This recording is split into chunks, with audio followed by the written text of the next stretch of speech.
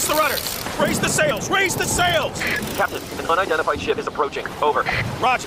Wait, is that an enterprise sales solution? Reach sales professionals, not professional sailors. With LinkedIn ads, you can target the right people by industry, job title, and more. Start converting your B2B audience today. Spend $250 on your first campaign and get a free $250 credit for the next one. Get started today at linkedin.com/campaign. Terms and conditions apply. The Jack Welch Management Institute at Strayer University helps you go from, I know the way, to I've arrived with our top 10 ranked online MBA. Gain skills you can learn today and apply tomorrow. Get ready to go from make it happen to made it happen and keep striving. Visit strayer.edu/JackWelchMBA to learn more. Strayer University is certified to operate in Virginia by Chev and has many campuses, including at 2121 15th Street North in Arlington, Virginia. This is Optimal Finance Daily, the Oregon Trail Guide to Personal Finance. What happens next? By Jana with budgetsaresexy.com. As a child of the 80s, I can't help but have an affinity for the Oregon Trail. The game, not the actual Oregon Trail, though I do have mad respect for the pioneers who made that trek. That's some badassery right there. I mean, who doesn't love a good case of cholera or hunting buffalo to get their blood pumping? I know I do. But did you also know that while we were fording the river, trading for oxen, and buying bullets, we're also learning about personal finance? It's true. If you don't believe me, you can check out my series, The Oregon Trail Guide to Personal Finance. But I'm not here to promote that, even though it's really awesome and you totally need to read it. No, I'm here to tell you that once the journey ends, there's still a long way to go. I've always wondered what happened to the settlers at the end of the game. I mean, you get to Oregon and then what? What do they do? Where do they live? How do they earn money? Those kinds of things. Fortunately, the clever folks who created the Oregon Trail have a follow-up game that helps me answer those questions. And wouldn't you know, I've learned a few more financial lessons from that. I swear these people are evil geniuses. Here's a sample. Number 1. Take care of your necessities first. In the game, you arrive at a completely empty plot of land, save for trees, rocks, and the occasional buffalo skull. In order to build on it, you first need to clear the land. Once the land is cleared, you can start building. But what to build first? That's a good question, and the answer is simple. Take care of your necessities. Find a water source. Chop down trees and build a shelter. Start a fire with some of the logs. Hunt a squirrel or rabbit or find some non-poisonous berries to eat. Cover the basics. Because if you don't secure what you need to survive, it's almost impossible to do anything else, like raise animals or harvest crops. Your money works the same way.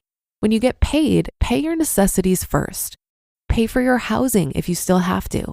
Set aside money for food and transportation. Make sure you have enough to pay for electricity, unless you live in a completely greenhouse or are Amish, then you can forget about that payment. If you need medication to survive, budget for that as well. Once those are taken care of, you're pretty much good to go. Then you can take what's left over and use that for the stuff you want. Number 2, have a logical plan. It's easy to look at the empty plot of land and just start haphazardly building stuff. A tavern, a general store, a hunting lodge, a bunch of houses, maybe a farm. Those all seem like a good idea for a town. I mean, that's totally the kind of town I'd like to live in. But there has to be an orderly plan for where you place those things. For instance, it's probably not a good idea to put the hunting lodge next to the tavern. That could get dangerous. Sounds kind of like a budget. Income is just like that empty plot of land. If you don't have a plan for how to spend that money, you're just going to spend it on whatever you want without really knowing where that money goes.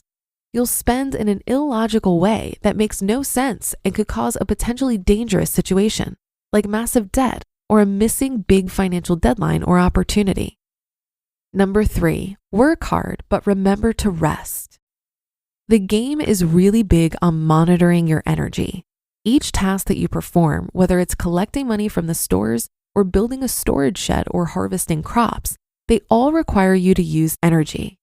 When your energy meter runs out, you can't perform another task until it resets, and your spouse even reminds you that your energy meter is empty and you can't do anything else. Thanks, nagging spouse. Sometimes you'll work really hard and get an energy bonus, but mostly the work just depletes what you've stored up.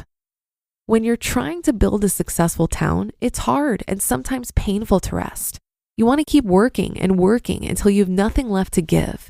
It's the quickest way to be profitable, working around the clock, having our hands busy constantly. But that's also an easy way to burn out and make some potentially unpleasant mistakes, like forgetting to craft some medicine and your pioneer dies. Oops. Whether you're self-employed, work for someone else, work in the home, or have some other work situation, it's important that you allow yourself to take a day off. Resting boosts your ability to perform at the top of your game. Resting allows you to recover, prevents you from burning out, and helps you avoid mistakes. Resting gives you a mental break, and often during your rest, you'll find a solution to a problem that's been nagging you. Resting affords you the time to be proud of your accomplishments. And most importantly, resting gives you the opportunity to connect with your friends and family, which is more important than anything. And number 4, be kind to your neighbors. One way to build up your town and earn rewards is to visit neighboring towns and help the townspeople with their chores. You get rewarded in little hearts that allow you to obtain a bonus trip to the prospecting field, where you get to blow up rocks with dynamite, which is awesome. You get visitors to your town, allowing your businesses to be more profitable. It also helps to build relationships, so in the event of a flood or stampeding buffalo, you can get some help rebuilding your broken town. Everyone wins. In real life, the game's neighbors are our networks. It's important to have good, solid relationships with your family, friends, and your community. Because in the event of a tragedy or unemployment or starting a new business, these are the people that you'll turn to for help. They're the ones who will come to your aid and support you.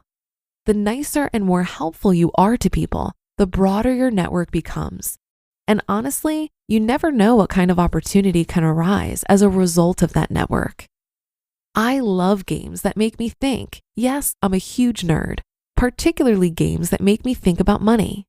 Because in addition to the lessons learned here, there's the whole earning, budgeting, and spending money element to the game that makes it even more challenging. But that's a whole different post. You just listened to the post titled The Oregon Trail Guide to Personal Finance. What Happens Next? By Jana with budgetsaresexy.com. This message is brought to you by Apple Card. If you're like me, you might be considering getting a new iPhone. But have you considered upgrading your credit card? When you use your Apple Card with Apple Pay or the laser-etched titanium Apple Card, you can earn unlimited 3% daily cash back on everything you buy from Apple. Whether it's a new iPhone, an iPhone case, or even a service like Apple Music or Apple TV Plus. Earning 3% back on the Apple products and services you love? It's an easy decision. You'll only wonder why you weren't doing it sooner. Subject to credit approval. Apple Card issued by Goldman Sachs Bank USA, Salt Lake City branch. Terms and more at applecard.com. Well, I was down on my last dollar, then I started saving because the bank said fiscal restraint is what you're craving. So I put my earnings in a high-yield account. Let the savings compound and the interest mount.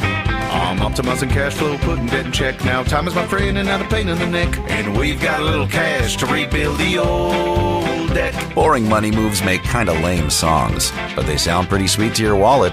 PNC Bank. Brilliantly boring since 1865. I really enjoyed this article because it challenges an assumption I hear a lot, which is that you should keep pushing to increase your income, decrease your expenses, and invest the gap until you reach financial independence. This idea that you're not able to relax until you're financially independent fails to notice the financial freedom you open up along the way to FI, and I don't agree with it.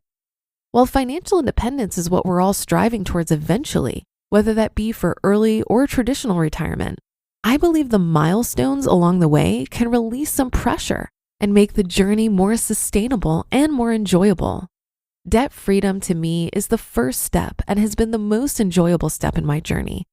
Funding a retirement fund brings some security into the equation, And then perhaps you get to a place like me where you're coast-fi and gain peace of mind knowing that you no longer have to save for traditional retirement. When you have 1 to 2 years of living expenses accessible, you have what we like to call FU or peace out money. You still need to work for your livelihood, but perhaps you can take a break and take time to find a job you really love that doesn't feel like work. Or you can make the leap to self-employment like I did. The point is, the milestones on the path to FI open up just as many options as actually reaching financial independence. So why not take advantage of them?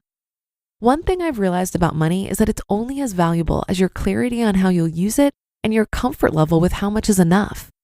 If your approach is just to get more of it, perhaps you're missing an opportunity to ask bigger questions about the role that money plays in your life. And that will do it for another edition of Optimal Finance Daily. Have a great day. Thank you for listening. And be sure to come back tomorrow for more, where your optimal life awaits.